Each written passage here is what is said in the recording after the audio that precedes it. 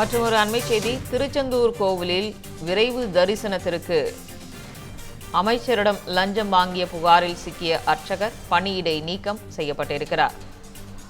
திருச்செந்தூர் கோவிலில் விரைவு தரிசனத்திற்கு அமைச்சரிடமே லஞ்சம் வாங்கிய புகாரில் சிக்கிய அர்ச்சகர் பணியிடை நீக்கம் தற்பொழுது செய்யப்பட்டிருப்பதாக அண்மை செய்தியை பார்த்து வருகிறோம்.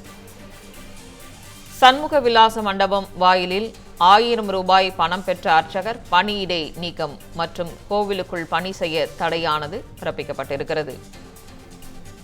திருச்செந்தூர் கோவிலில் விரைவு தரிசனத்திற்கு அமைச்சரிடம் லஞ்சம் வாங்கிய புகாரில் சிக்கிய அர்ச்சகர் பணியிடை நீக்கம் செய்யப்பட்டிருக்கிறார்.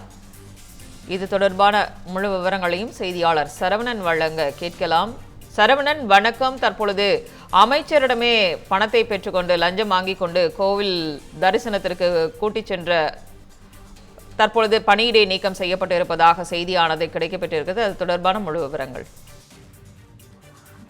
வணக்கம் சகிதா. உலக புகழ்பெற்ற திருச்செந்தூர் சுப்பிரமணிய சுவாமி திருக்கோவிலில் செவ்வாய், வெள்ளி மற்றும் விசேஷ நாட்களில் பக்தர்களின் கூட்டம் அதிக அளவில் காணப்படுவது வழக்கம்.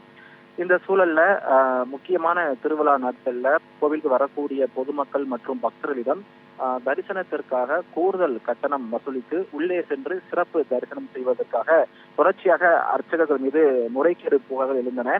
இந்த சூழலில் இன்று காலை இந்து சமய அறநிலைத்துறை அமைச்சர் ரமேஷ் திடீரென்று திருச்செந்தூர் சுப்பிரமணிய சுவாமி திருக்கோவிலுக்கு நேரில் சென்று ஆய்வு மேற்கொண்டார். அது மட்டுமில்லாமல் அன்னதான மண்டபம், சஷ்டி மண்டபம் மற்றும் பக்தர்கள் நீண்ட நேரம் காத்திருந்து செல்லக்கூடிய பொது தரிசன வகைக்கு உட்பட அனைத்து இடங்களிலும் ஆய்வு மேற்கொண்டார். அப்பொழுது வந்திருப்பது இந்து சமய அறநிலைத்துறை அமைச்சர் என்று செய்யாத அர்ச்சகர்கள் அவரிடம் சென்று நேரடியாக சென்று சாமியை தரிசனம் செய்ய வேண்டுமானால் 4000 ரூபாய் பணம் செலுத்த வேண்டும் என்று கேட்டிருக்கிறார்கள். அதனைத் தொடர்ந்து அமைச்சரும் அதற்கு மறுப்பு தெரிவிக்காமல் உடனடியாக தனது உதவியாளர் மூலமாக அந்த அர்ச்சகருக்கு ஜிபே மூலமாக 4000 ரூபாய் அனுப்பி நேரடியாக உள்ளே சென்று சாமி தரிசனம் செய்திருக்கிறார்.